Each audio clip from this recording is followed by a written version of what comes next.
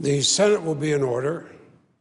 The opening prayer will be offered by His Holiness, the Dalai Lama.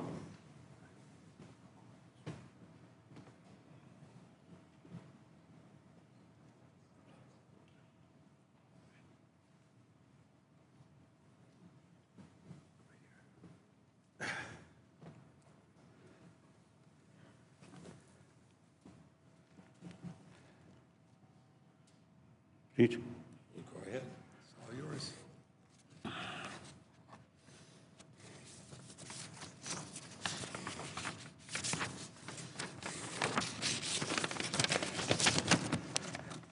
Firstly, as usual, I am Buddhist monk, simple Buddhist monk.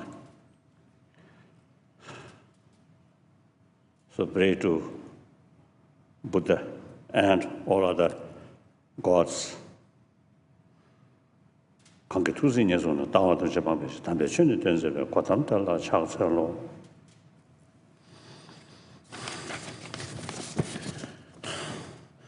전음 이기정신데 이인이 조심면으로 개디 인의 접당배 말씀양의 재정으로 달라대 대화토 주모요 민주신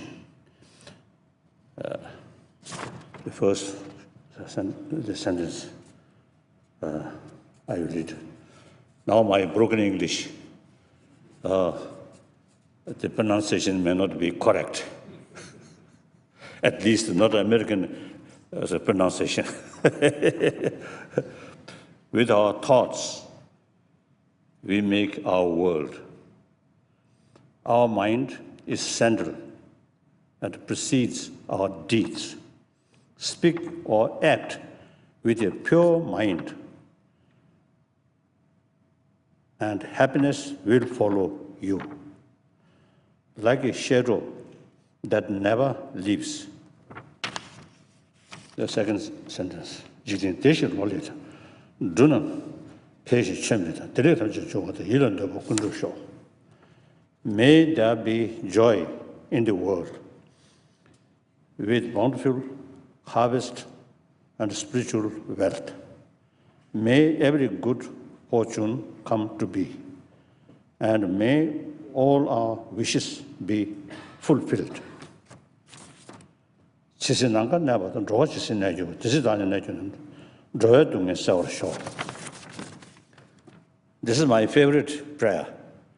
Daily I pray this. That gives me inner strength. So enthusiasm to serve sentient being, humanity on this one. As long as space remains, and as long as sentient beings remain, until then may I too remain and help dispel the misery of the world. Thank you.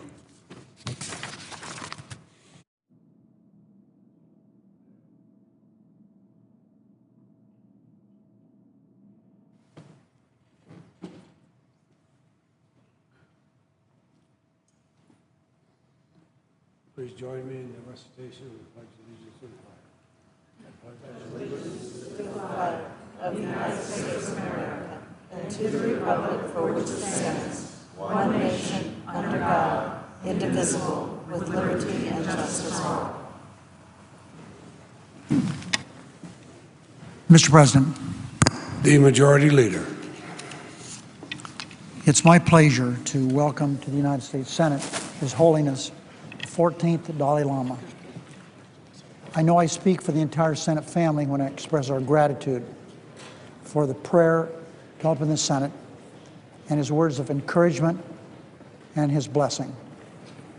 His Holiness the Dalai Lama is well known throughout the world as a spiritual leader of the Tibetan people and for spreading the gospel of peace, compassion, and love of our fellow human beings. But it's tradition when the United States Senate welcomes a guest chaplain to say a few words about the honored guest. My friendship with His Holiness has roots from a good man from California by the name of Richard Blum, who has done more to, in my opinion, to help the Tibetan people and His Holiness than anyone else. His Holiness often says that he's only a simple monk, born to a farming family in northeastern Tibet. But to millions of people in Tibet and across the globe, he is much more.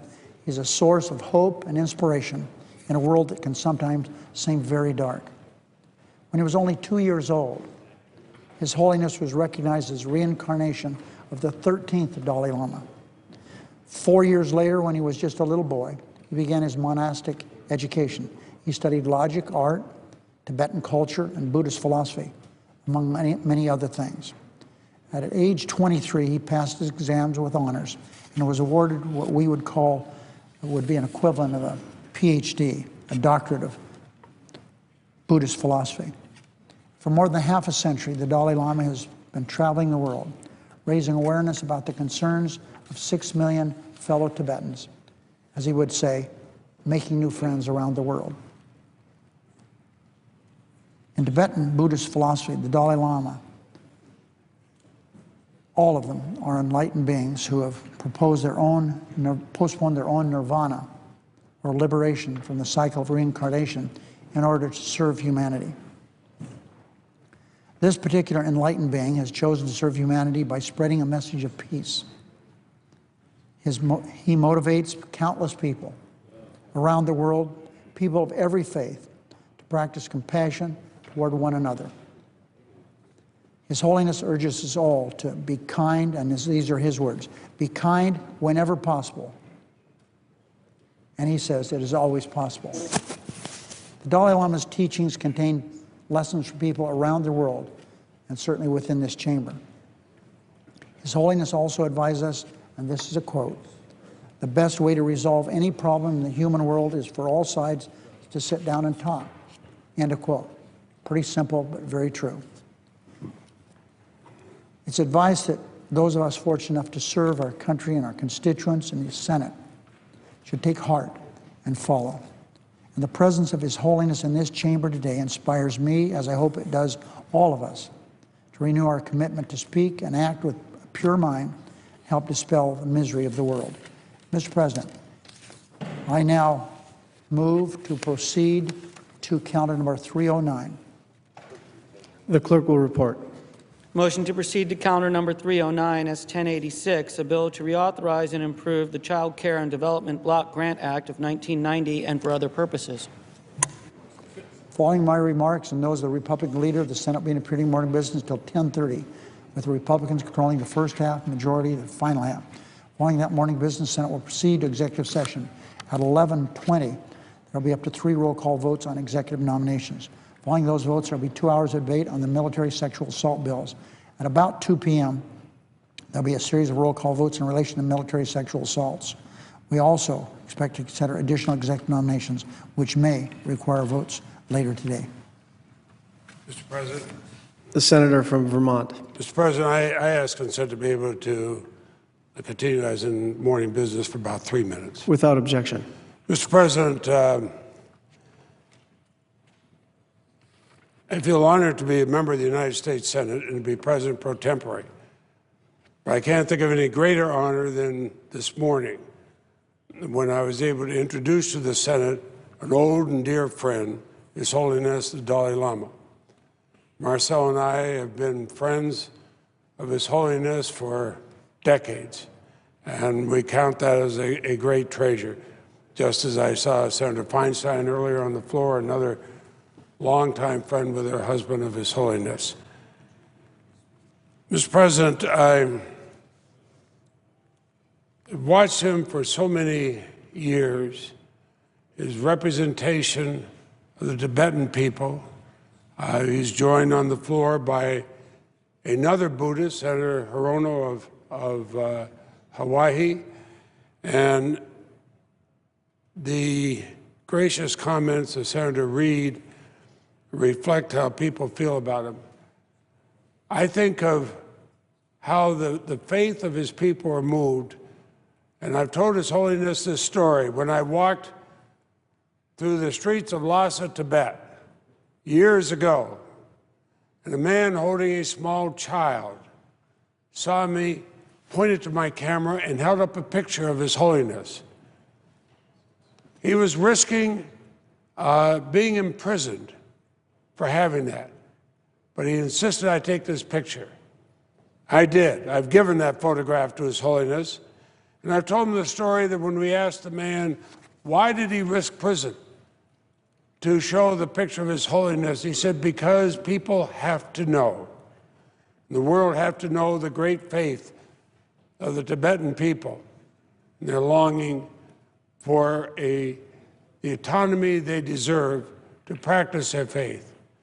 Fortunately, they have as a symbol of that faith the Dalai Lama, the Nobel Peace Prize recipient, a man who touches everybody's conscience. He touches this Catholic every time I see him. It goes beyond whatever faith you are. He is a gift to the world, and I am so honored to have been able to introduce him here today.